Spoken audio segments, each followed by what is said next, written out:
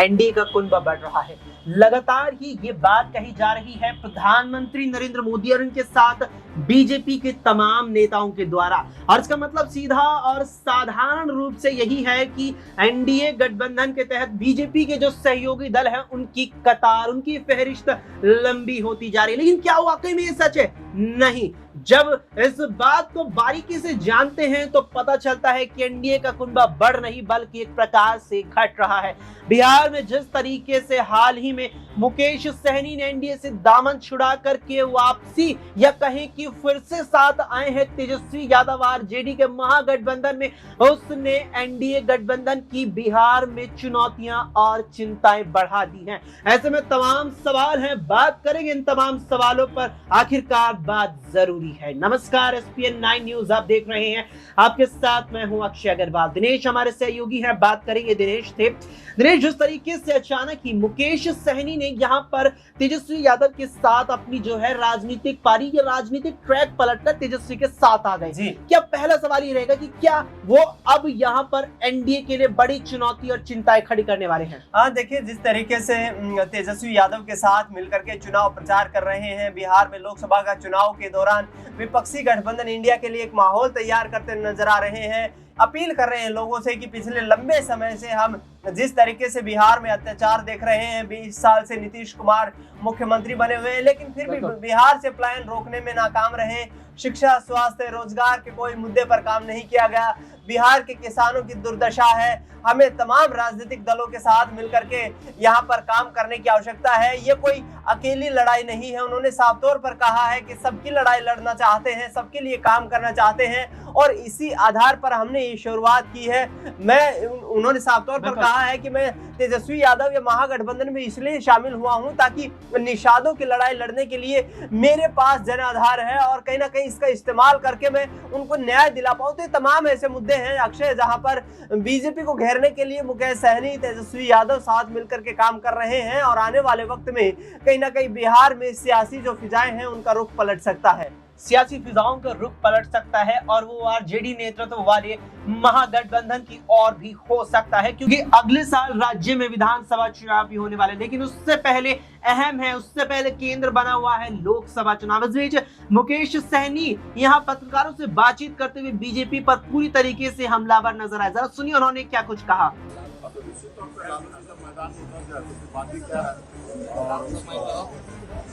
सब लोग मजबूती से इंडिया के जहाँ जितने लोग हैं मजबूती से सभी एक दूसरे को मदद करने में लगे हैं। लालू जी ऊपर के मैदान में तो हम लोगों के लिए आसान हो जाएगा और आसान हो जाएगा। तो लालू जी मैदान में उतर गए तो हम लोग के लिए आसान हो। भाई ये विवाद कहाँ कोई बोल रहा है कि नहीं थे, कह रहे हैं कि आप लोग सनातन का अपमान करते हैं तो जरूर जाहिर सी बात है, अगर संविधान बना होगा तो 80% उनका योगदान होगा। और हम लोग तो मानते हैं कि हम लोगों ने संविधान बनाया, हमारे बाप दादा ने बनाया, खास करके हमारे अम्बेडकर जी ने सब किए हैं, तो हम कहाँ इस पे कोई टिप्पणी हो रहा है? नहीं, आप लोग सनातन का अपमान करते हैं इसलिए सवाल उठ रहा है। बात ये कीजिए ना कि भाई आप 2014 में आए, आप क्या वादा करके आए कि युवा को नौकरी देंगे, हर साल 2 करोड़ युवा को नौकरी देंगे, क्या आप वो पूरा कर रहे हैं? क्या आप आइए ये बात कीजिए ना। ये सब चीज तो ये चीज का चर्चा क्यों कर रहे हैं? आपने जो बोला था कि विदेश से काला धन लाएंगे, वो लाए क्या? किसान को आमदनी को दुगुना करने की बात की, आपने किया क्या? आपने कहा कि 2022 तक पूरे देश में जितने भी गरीब है उसका घर हम बना के दे देंगे, आपने बना के दिया कि अभी तक मात्र 1 करोड़ भी घर आपने नहीं बना के दिया। तो आप ये बताइए, आप बताइए कि देश में 16,000 करोड़ रुपया इलेक्ट्रॉन बॉन्ड के जरिए आपने गुंडागर्दी करके लोगों से पैसा ले लिया। आप ईडी का सीबीआई का नोटिस भेज के आपने कैसे चंदा ले लिया? आपने कैसे बड़े बड़े टेंडर देके उसके बदले में आपने उनसे चंदा लिया? ये देश में सही नहीं है। तो ये सारे चीज बताइए ना। आप बताइए कि देश का विकास नहीं हो रहा, देश का गरीब परेशान है, देश में बताइए ना कि हर जिला में आप एक आलीशान बड़ा होटल जैसा आप भवन क्यों बना रहे हैं? इतना पैसा आप कहाँ से लाए हैं? हर जिला में आप एक मुख्यालय कार्यालय बना रहे हैं, केंद्र में आप बड़ा कार्यालय बना रहे हैं, 400 करोड़ रुपया खर्चा करके बड़े बड़े शहर में बड़ा बड़ा ऑफिस बना रहे हैं। इतना रुपया कहाँ से लाए? इससे पहले जरूरी है देश के युवा को विकास करने का, उसको नौकरी देने का। ये सब आप काम नहीं कर रहे हैं। आप दुनियादारी ये सब चीज पूछ कौन रहा है? इस पे डिबेट कौन कर रहा है कि सनातन थे कि नहीं थे, संविधान किसने बनाया? हम आज ये है कि संविधान हमारे पूर्वज ने बनाया और मजबूती संविधान के साथ खड़ा रहना है। संविधान को बदलने का जो बात करेगा उनको बदलने के लिए नहीं देंगे, उससे पहले उस व्यक्ति को बदल देंगे जो संविधान को बदलना चाहता है। हमारे जो भी थे वो बहुत अच्छा संविधान बनाए और संविधान को लेकर हम लोग जिएंगे। तो सुना आपने यहाँ पर मुकेश सहनी पूरी तरीके से हमलावर होते नजर आए भारतीय जनता पार्टी पर। ऐसे में दिनेश काफी सवाल बात जैसे जारी है बिहार पे, मेरा आपसे ये रहेगा कि मुकेश सहनी ने तो यहाँ पर दामन थाम ही लिया है महागठबंधन का, दूसरी ओर यहाँ पर पप्पू यादव का रुख भी ऐसा रहा जो कहीं ना कहीं बीजेपी की चिंताएं बढ़ा देने वाला था। तो कुल मिलाकर के जो सियासी फिजाएं यहाँ पर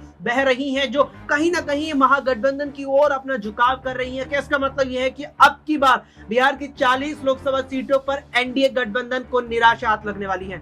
देखिए, जिस तरीके से तैयारियां जो चल रही हैं लगातार राजनीतिक दलों की, यहाँ पर चाहे कांग्रेस पार्टी की बात करें, आरजेडी की बात करें या उनके अन्य सहयोगी दल जिस तरीके से राजनीति करते हुए नजर आ रहे हैं, लेकिन बिहार में इस वक्त देखा जाए अक्सर राजनीति में इस वक्त आरजेडी जो है फ्रंट फुट पर नजर आ रही है, क्योंकि 26 लोकसभा सीटों पर उनके प्रत्याशी चुनावी मैदान में हैं और यहाँ पर सबसे बड़े राजनीतिक दल के रूप में काम कर रही है। ये वक्त जो है ये परिवर्तित हो चुका है। पिछले 5 सालों में हमने जिस तरीके से देखा है कि प्रधानमंत्री नरेंद्र मोदी के नाम का, उनके चेहरे का यहाँ पर इस्तेमाल किया जा रहा था और बीजेपी के तमाम वो कैंडिडेट्स चुनावी मैदान में जीत करके आए थे, लेकिन पिछले दिनों हमने देखा कि जिस तरीके से जीतन राम मांझी जो कि चुनाव प्रचार के दौरान लोगों के बीच आते हैं, उनको विरोध का सामना करना पड़ता है। इसके साथ साथ एनडीए गठबंधन में सहयोगी दल के रूप में उपेंद्र कुशवाहा जो लड़ रहे हैं, उनको भी किसान साफ तौर पर ये कहते नजर आते हैं कि आपने हमारे लिए कुछ नहीं किया है, ऐसे में हम आपको वोट नहीं करने वाले हैं। तेजस्वी यादव के समर्थन में जिस तरीके से जो जनसैलाब उमड़ करके आ रहा है, क्योंकि बिहार में नीतीश कुमार ने जो पलटी मार किया है पिछले कुछ वक्त में, वो कहीं ना कहीं एक आरजेडी के लिए एक वोट बैंक का आधार बनाने का एक अच्छा मौका बन गया है। उन्होंने लगातार यहाँ पर नीतीश कुमार पर भी हमला बोलते हुए कहा है कि हम 17 महीने में जो रोजगार दे रहे थे, लेकिन नीतीश कुमार को बात नागवार गुजरी और उन्होंने बिहार के हितों की रक्षा के लिए लड़ाई नहीं लड़ी, सिर्फ उन्हें अपनी कुर्सी प्यारी है। तो ऐसे में कहीं ना कहीं आरजेडी जो 1 करोड़ रोजगार का दावा कर रही है, किसानों को एमएसपी पर फसल खरीद का दावा कर रही है, तमाम ऐसे मुद्दे हैं जिनको लेकर के तेजस्वी यादव लोगों के बीच जा रहे हैं। एनडीए की मुश्किलें आने वाले वक्त में बढ़ सकती हैं। एनडीए की मुश्किलें बढ़ सकती हैं, एनडीए का कुनबा बढ़े ना बढ़े,